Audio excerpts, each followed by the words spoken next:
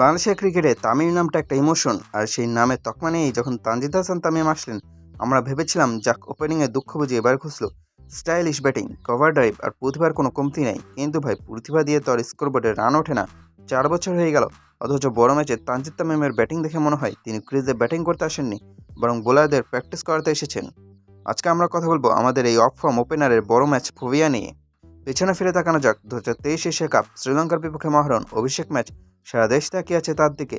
আর তিনি কি করলেন? প্রথম ম্যাচে উপহার দিলেন এক ঝকঝকে শূন্য। দলকে বিপদে ফেলে প্যাভিলিয়নের দিকে তার সে হাঁটা দেখে তখনই সন্দেহ জেগেছিল, তিনি কি বড় মঞ্চে চাপ নিতে পারছেন।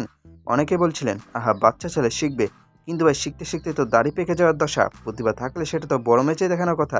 সবশেষ নিউজিল্যান্ডের শেষের কথা ধরুন, 2026 সাল চলে আসলো।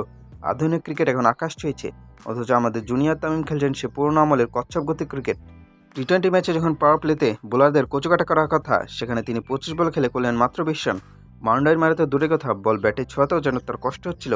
এই যে ডট বলের পাহাড় তিনি করলেন, তার চাপ কার ওপর পড়ল? মিডল অর্ডারের ওপর। বড় ম্যাচে এমন সেলফিশ ব্যাটিং আর কতদিন সহ্য করবে দল? 2024 টি-20 বিশ্বকাপ হোক বা ওয়ানডে বিশ্বকাপ, গল্পটা একই। বড় দলগুলোর বিপক্ষে যখনই কোনো বোলার একটু গতি বাড়িয়ে বাউন্সার দেয়, অমনি আমাদের তামিমের পা কাঁপতে শুরু করে। শর্ট বল সামলাতে গিয়ে তার সেই হিমশিম খাওয়া দেখে মনে হয় তিনি কোনো নামী ওপেনার নন, বরং কোনো নতুন অপেশাদার ব্যাটসম্যান।